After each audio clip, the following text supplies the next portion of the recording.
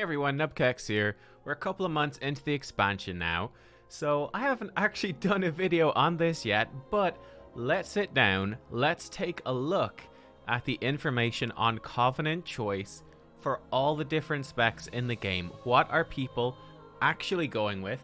And you can see a little preview here. This is for Blood Death Knight.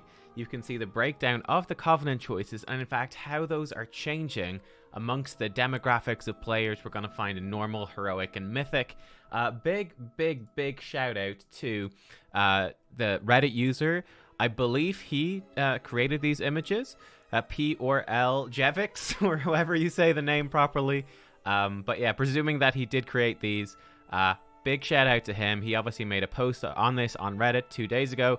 Got lots of discussion and things like that. So I thought, hey, why don't we jump in as well and give it our own take? So just a quick word from the sponsor for today's video, and then after that we'll dive right in. Before we dive into that though, I want to take 1 minute to talk to you about the sponsor of today's video, Skillshare. Skillshare is an online learning community with thousands of different classes there for you to explore new skills or find out things that you didn't know before. Or hey, just pick something you really love and get lost in it for a little bit. Coming up to the end of January is a great time to pick up Skillshare.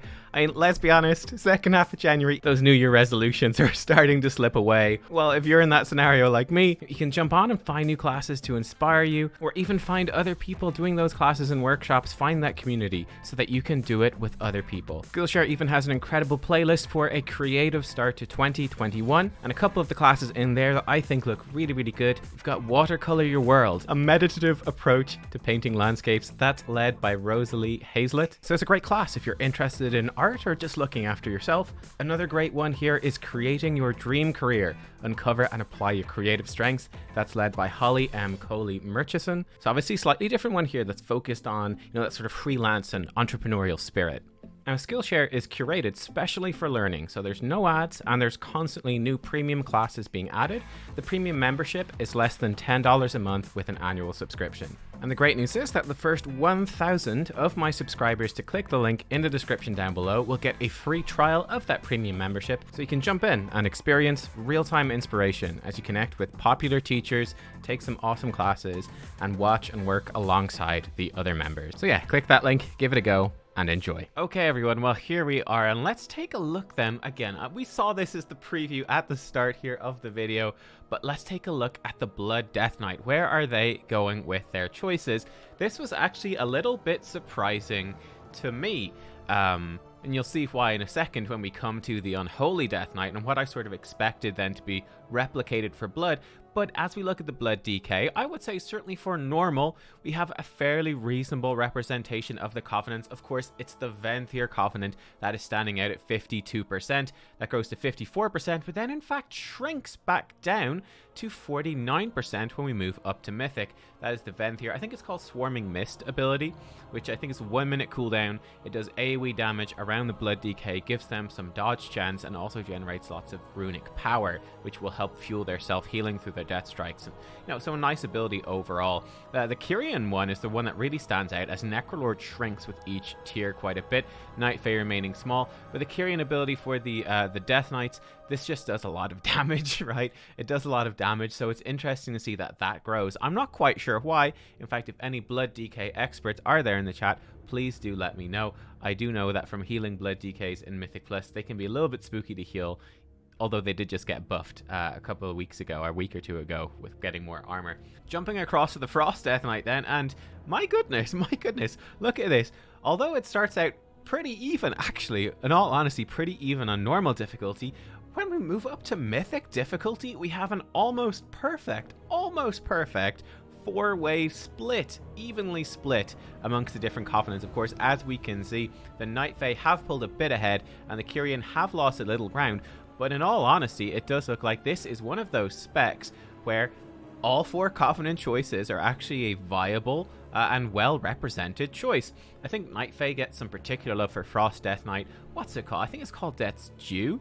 I could be wrong, but this upgrades your Death and Decay to boost your strength, which synergizes well with the Frost cooldowns, and then it does let your Obliterate strikes cleave onto a second target, so that obviously is particularly appealing to Frost DKs, where Obliterate is a huge chunk of their damage, so I think that is what is happening there. But yeah, quite staggering, I think, just how even this is across the board. Now, a spec that is not going to be even, as you probably could expect, is the Unholy Death Knight, and this is what sort of surprised me. In fact, if we look at just the numbers of representation here, we can see there's 42,000 Unholy Death Knights here in Mythic, 433,000 in Heroic. If we go across to Frost, the numbers are minuscule in comparison. For Blood DK, they're a bit bigger, but still low. I was expecting that just the number of Death Knights that are going Unholy and that are going Necrolord to go alongside their Unholy, that this might carry over a bit into those other specs, but that does not actually seem to be the case. It seems to be that most of the DKs that are picking Unholy and are going Necrolord are sticking with just that particular combo here. This is of course the grabby hands, as we call them.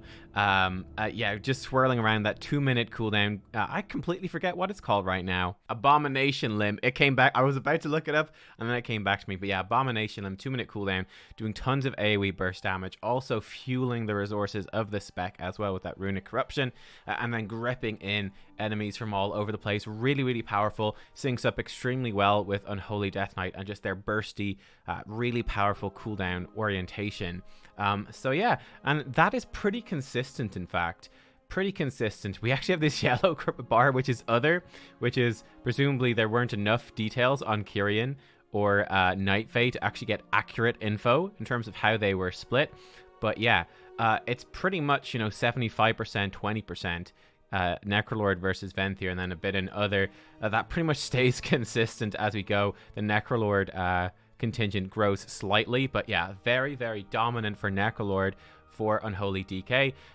It's certainly interesting. Here's a big question I would have asked you guys is, how important do you think class fantasy is, or sort of the aesthetic of a Covenant, for choosing your Covenant for your spec? Because certainly Unholy, I would say, matches up, Unholy, Necrolord matches up best with Death Knights, right? It's basically the Death Knight faction, let's be honest here. I know certainly that during the beta, when Night Fae was the best choice for Death Knights, a lot of DKs were really, really frustrated because, well, Night Fae fairies, it's very druidic. It's really not Death Knight themed at all. Certainly though, for Frost DKs, this doesn't seem to bother them. It doesn't seem to be a factor at all for Frost DKs. Or maybe it is a little bit. Maybe Night Fae is by far the best, but Venthyr and Necrolord are coming in hot here because people like the, they just like the theme. I'm not entirely sure.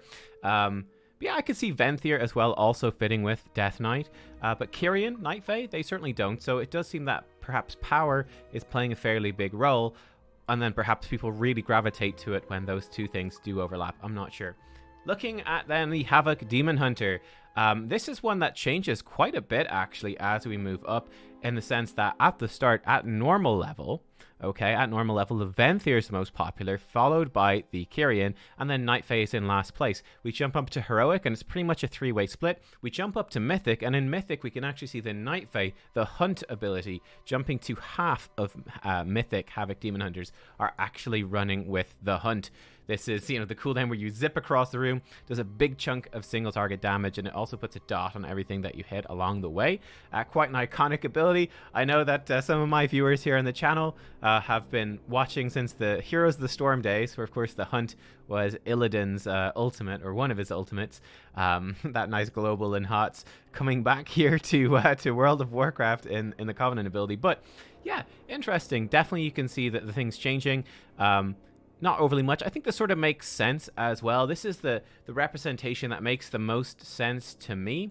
People are avoiding Necrolord. Why? This ability is just quite clunky. When you think about Demon Hunters, mobility is probably one of the, and you know, be nice to Havoc Demon Hunters. I know you were thinking something mean about Havoc Demon Hunters. Said, what's the first thing comes to your mind? But mobility is the big thing across Vengeance and Havoc. And the Necrolord ability, this is where you commission a duel to the death with a demon. You kill them and it leaves a pool of demon's blood. Would be pretty, you know, a sort of cool mechanic. Leave a pool on the ground and fight in the pool. That would obviously work very well for, let's say, Paladins. You know, protection Paladins are already doing that with Consecration. They could have baked that in somehow. For Demon Hunter, though, very clunky, so they're avoiding that. That makes sense to me. And then a relatively even split with the most powerful Covenant for raiding coming to the fore as we go through the different tiers. So this one does make quite a bit of sense. We look at Vengeance Demon Hunter, and again, this is quite stark.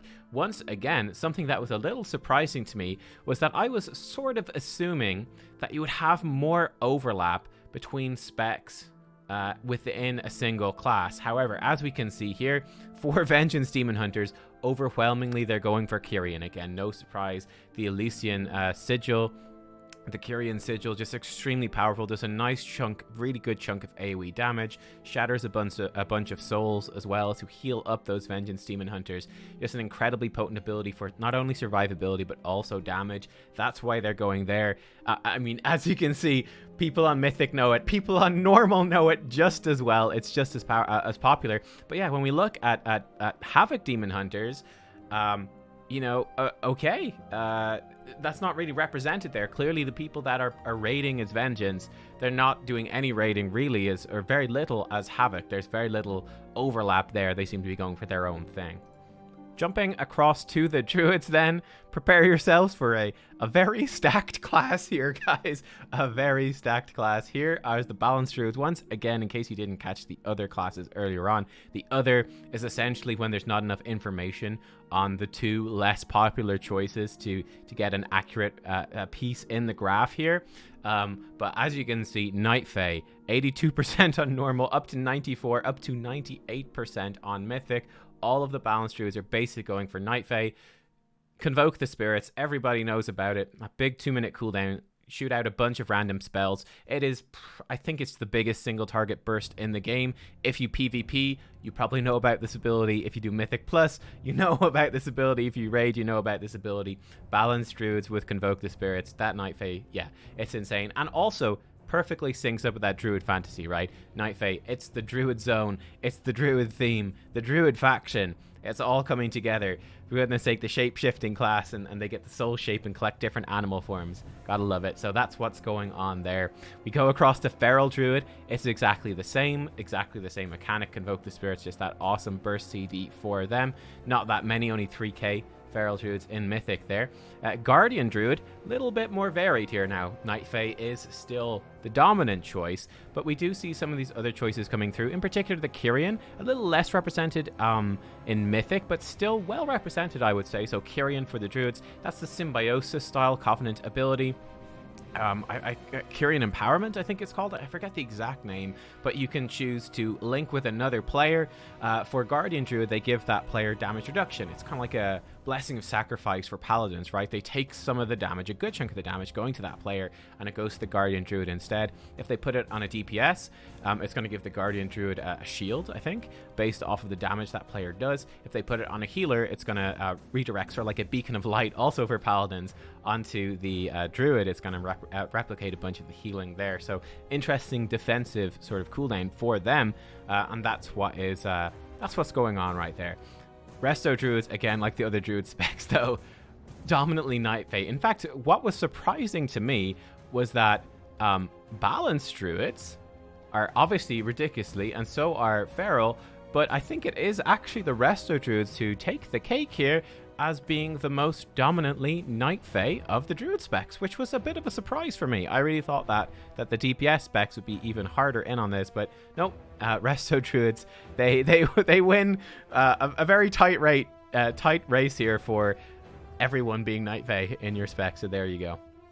Going into the Hunters then, this is going to be another, well, you guessed it, very stacked class. Before we dive into this though, guys, I wanted to ask you, how are you feeling about Covenants overall?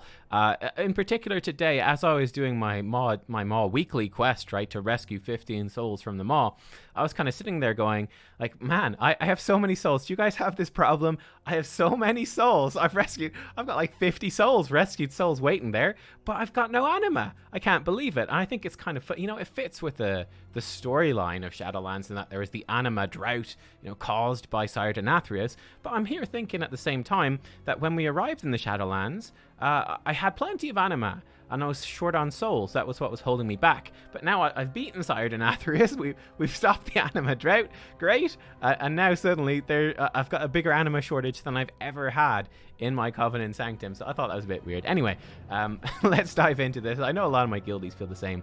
But for BM Hunters, Beast Mastery Hunters here, Night Fae is, of course, the dominant choice. We have Kyrian sort of in second place, and then the other two, very small representation. No surprise here, though, Wild Spirits, the Wild Mark, really powerful, that Kyrian Covenant, Night Fae Covenant ability. 2-minute cooldown, put down this big circle on the ground, and then your abilities just trigger a bunch of extra damage to people standing inside of it. Really powerful. We can see going into the Marksmanship Hunters, very much the same thing, even more leaning towards the Night Fae here. Again, Kyrian with the Resonating Arrow getting a bit of love. I do expect that Resonating Arrow might see more representation later in the expansion just because of how things scale. Just increasing your crit damage against, or I think it's crit chance against the targets. It's one of the two, but I think that could actually scale up pretty well. We'll have to see. But yeah, Night Fae all the way. Survival Hunter is pretty much the same thing. Necrolord actually does get some love here in Mythic for Survival Hunters, giving them that sort of bursty single target, short cooldown ability that also gives them a bunch of focus, which they can turn into dumping that focus. Survival Hunter can do more with extra focus than any of the other two Hunter specs can do, where they're more dependent on their short cooldowns, like aim shot and all of that. Jumping into Arcane Mage, it's another class, another spec that is dominated by the Night Fae, or at least a couple of the Mage specs are. As you can see for Arcane Mage, we have a sort of mixed representation here that shrinks a little bit for Heroic and then shrinks again going into Mythic. Even though, Arcane Blast cleaving with Necrolord was something that we thought might be kind of okay during the beta, it really hasn't panned out that way. The cooldown reduction that you are getting from the Night Fae shifting power ability is just too strong when it's comboed with the Mage burst specs in particular. These really cooldown based specs. Arcane Mage is the first. The second is Fire Mage, even more stark here. Also a very well represented class. If we compare only 1,000 Arcane Mages here in Mythic, 61, 38, big drop even from Heroic. You can see, for example, Survival Hunter actually goes up in Heroic, and then only 194. I think that is the lowest, probably. Arcane Mage is very low as well, compared to tons of Fire Mages across all ranks here. Again, really jumping up again in Heroic. I imagine maybe Frost is more popular. Yeah, Frost is most popular in Normal. That's interesting. A little preview there of Frost. But yeah, Fire, no surprise. Shifting power, cooldown reduction, Rune of Power, Combustion. Yeah, you got Fire Blast charges, Phoenix Flames charges. They're all about their cooldowns, and getting cooldown reduction is just insanely strong, on top of the ability doing really good AoE damage as well in a Rune of Power. So yeah, Fire Mage. This was the real sleeper hit. It looked like it was going to be terrible for all of beta until near the very end of beta, when they got some nice buffs, and suddenly Fire Mage shot to the top of the Mage list. Frost Mages then, really very opposite, and this has been one of the big problems holding Frost Mages back. This is one of the drawbacks of the Covenant system for sure, is that, well, if Arcane Mages are going Night Fae and Fire Mages are going Night Fae, if you go Night Fae, you get 2 specs, and Fire Mage being the best spec overall. If you want to go play Frost Mage, then it's quite difficult, because they really want to go Venthyr. That's where they get their most damage, because it gives them, I think, extra not Fingers of Frost, extra Brain Freeze procs off the Mirrors of Torment ability. But yeah, that makes it pretty tough, and you can see that in terms of Mythic representation. Fire Mage is at 63,000, Arcane Mage is 1,000, only 2,000 Frost Mages. Really unpopular spec. Fire Mage completely obliterating all the other Mage specs there on Mythic in terms of representation. I definitely think that this very stark that you have one spec that's entirely one Covenant, and then the other spec or two are entirely a different Covenant, makes it very hard. We do see some Night Fae Frost Mages come in there. Again, I suspect that this is a good chunk of this is probably they want to play Night Fae for the other Mage specs, and they also want to give Frost a go, especially because Frost just got buffed by 9% more damage. Looking at monks, this is you're gonna see, I think this is the first class that is overwhelmingly Kyrian. Yeah, overwhelmingly Kyrian. Again, we can see a little bit of a mix here. No Venthyr really showing up at all for the Brewmaster monks here. Kyrian dominating the whole way through, increases its domination a bit. The other two kind of hand in hand with Night Fae falling off as we go. This is the Weapons of Order Covenant ability, gives them a nice little buff to their mastery every few minutes. So it's a sort of nifty little cooldown. I think it just works out as being better than the other ones. I know our monk tank player in the guild, he's kind of alting a monk tank right now, not maining it. He's on maining Vengeance Demon Hunter right now. But I think he was saying that he really likes Necrolord best from a gameplay perspective. But Kyrian is simply the strongest. We go across the Mistweaver Monk. It's a similar deal. In fact, almost identical charts here. Bit more representation from the Venthyr Covenant ability. I remember people telling me that Venthyr looked to be really good for Mistweaver Monks in PvP. Is that actually true? Because I think there could be some differences here. Let me know. In fact, especially for your spec and class, do you have a Covenant that is really good in PvP that isn't being represented here among the raiding community, but maybe in the PvP community or the Mythic Plus community is actually considerably better? I'd be very curious to know about that, because I really don't know anything much at all about PvP.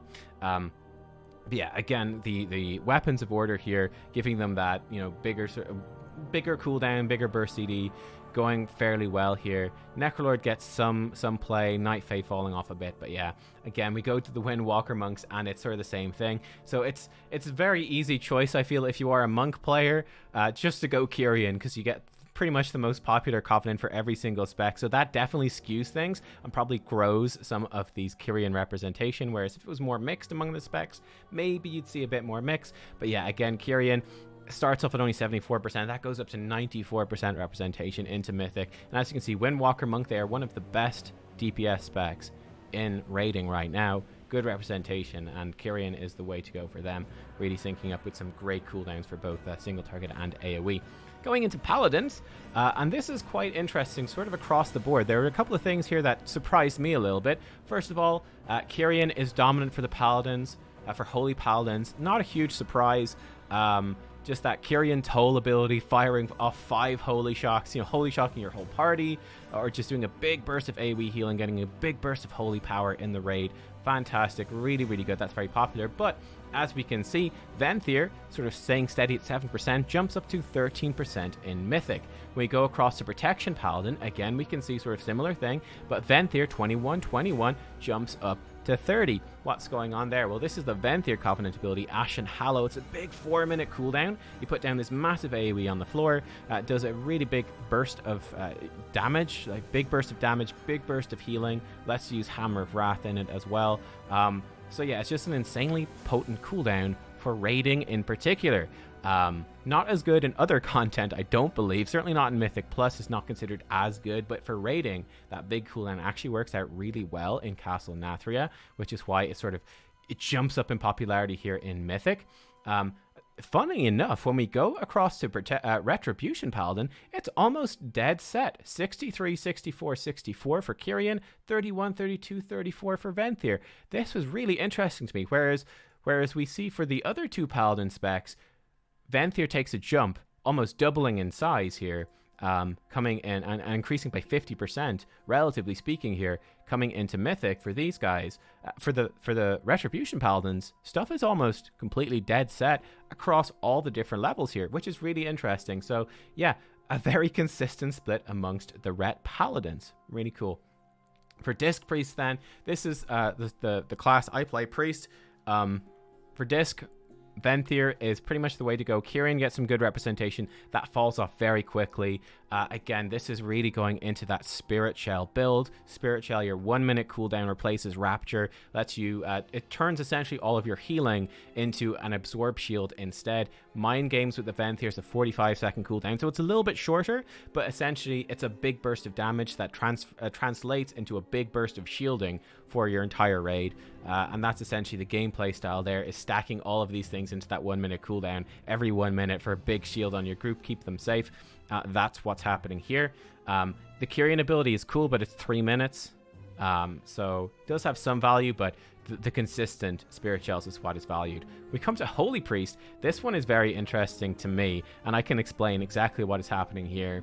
But again, on normal, we see a fairly even split. Again, we see the same thing, even more of an even sort of split here in Heroic. We go up to Mythic, suddenly Venthyr is way ahead. What's going on? Why is Venthyr so popular? And I think the real reason here is that Holy Priest is exceptional at Sun King's Salvation because of how their Guardian Spirit works. It's a healer fight where you have to heal up the boss, Kael'thas, right? You have to heal him to full twice. Well, you know, you have to heal him to full across 2 different phases. Guardian Spirit increases the healing a target receives, and you can use a conduit to make that even better. So Holy Priest is exceptional there. I think what you have happening here is a lot of Disc Priest mains switching over to Holy Priest for that particular fight. Maybe even playing Holy on some of those early bosses in general, where the Disc Priest damage reduction and shielding isn't really necessary, and you can just play Holy. I suspect that is what's happening, where it's Shadow Priest players switching over to Holy Priest for Sun King Salvation, etc., etc. So I think that is what's happening there. Obviously, the best healing throughput, and well, you might not know, but Necrolord, generally speaking, is a lot better for Holy Priest for raid healing than Venthyr is. So I think that is what is happening there for the most part. When we go over to Shadow Priest, again, we can see a fairly even split. All these covenants are fairly viable. It's mostly between Venthyr and Necrolord. Again, Venthyr is great because it lets you multi-roll into Disc Priest really, really well, and it's amazing for PvP. Necrolord is a bit better for raiding and Mythic Plus in particular, and I actually suspect you can see Night Fae growing. This was interesting. I did a video last week or a week or 2 ago about how we've been using the wrong legendary. There was actually some errors, a bug in the Sims for Shadow Priest that was making one of the legendaries be really undervalued, and I think this is something to check back on, guys, because this might actually change as we adapt to that new legendary being good, Talbadar Stratagem, which makes your Mind Blast do more damage. That syncs up very well with the Night Fae Covenant ability. And in fact, Night Fae Covenant ability is really good for some. It basically gives you cooldown reduction on Void Form. If you get an extra Void Form into a fight, it's really good for parsing. So we might see the Night Fae Covenant shoot up for Shadow Priest over time as they adapt to that new legendary and min-max it. So we'll have to keep an eye on that one, that's for sure. I play Shadow Priest and I play Venthyr. It's just the best overall covenant for all the different content and roles that I play. That's sort of my preference there. Looking at Rogue, Assassination Rogue, again, one of the least represented specs, only 258 parses here, logs for Assassination Rogue from Mythic. They're mostly going for Night Fae. Again, a little bit of mix of the other covenants. Kyrian coming in as the second most popular. Night Fae is Sepsis. This is like a poison, a big poison you put on the target that explodes at the end. Just does some damage. It lets you use one stealth ability. It used to put you into stealth. It used to be like a free vanish on the beta, but that got nerfed and removed. I'd say the Rogue Covenant abilities overall are probably the least interesting of all the specs, in my opinion. What do you guys think, though? But yeah, Outlaw Rogue, you can see this is quite an intriguing one where Kyrian, in fact, the Night Fae starts the most popular. Then you can see Kyrian jumps up here and then jumps way into the lead for Mythic. And in fact, as you can see, 21,000 Outlaw Rogues. Rogues are very popular. Outlaw Rogues are very popular in the raid. They're a great spec in raiding, and they're great, really, really strong in Mythic Plus as well. The Kyrian ability does a big chunk of damage, and then gives you a chunk of combo points as well, and then empowers one of your combo point counter, and when you do a finishing move at that specific number of combo points, let's say it's 2 combo points, it will fire off as if you did a finishing move with 7 combo points, so it gives you a big burst of damage. So yeah, Kyrian is really popular. I think the Soulbinds are good for them as well. We go to Sub-Rogue. Again, we can see Kyrian pretty steady here, actually, and Night Fae pretty steady as well. But that's sort of what's happening with the Rogue. So for the most part, they're mostly Night Fae, but Kyrian getting more popular really almost across the board as you go up in the ranks. For the Shaman, Ellie Shaman is all about Necrolord. Necrolord. It has such an incredible synergy with them. The Primordial Wave puts out a free Flame Shock and then makes your next Lava Burst fire a free Lava Burst at everyone with Flame Shock on them. It's insane. If we go to Enhancement Shaman, it's entirely the opposite thing. They are all Venthyr.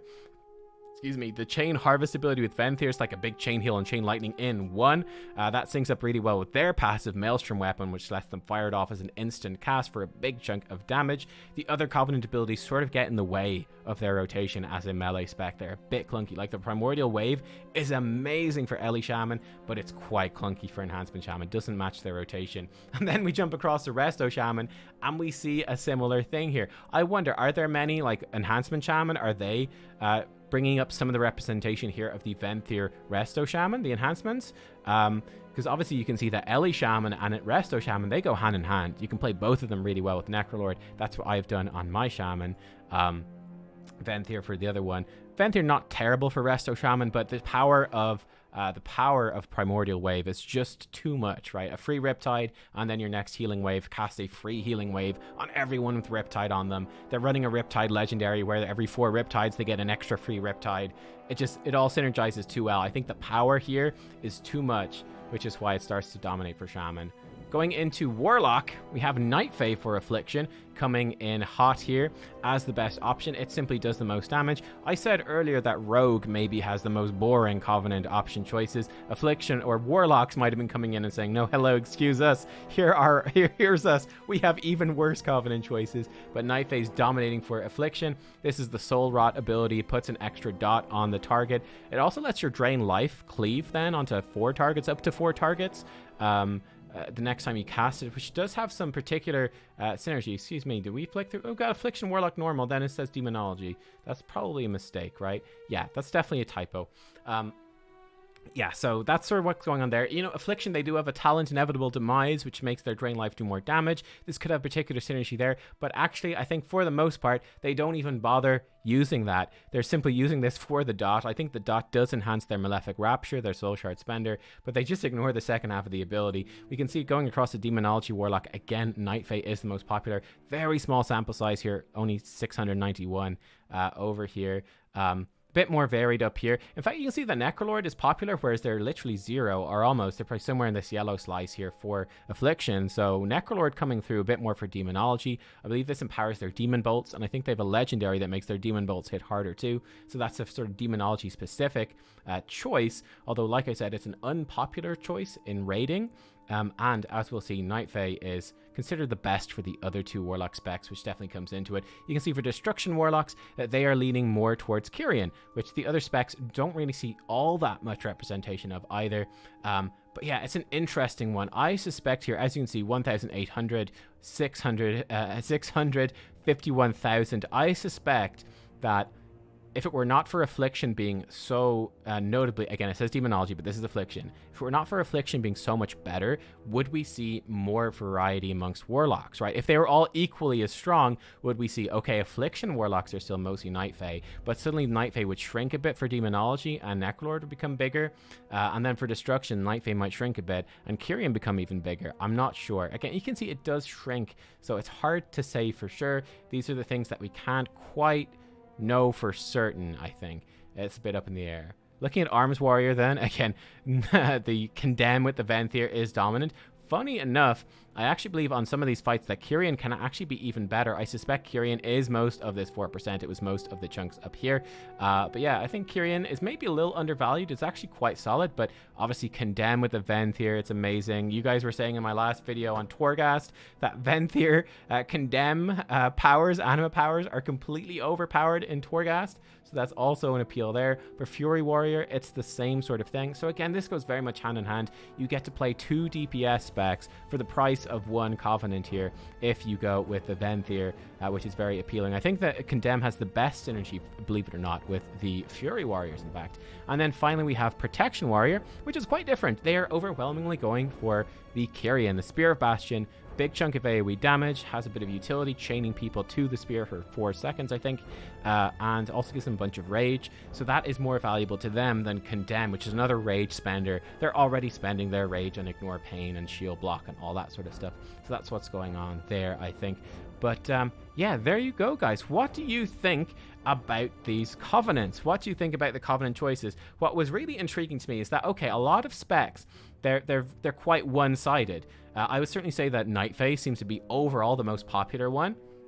But what really surprised me was that you have some specs where there's actually a fairly broad, you know, there's 2 very viable covenants, even all the way up to Mythic. There's 2 viable ones, which is intriguing. Again, the thing that really surprised me the most by far when we go back, you can see just how many of these are very one-sided, was when we went back to, again, Havoc Demon Hunter is a really even spread there, really even spread. But it was the Frost DK, this one really stood out, where it's just completely even.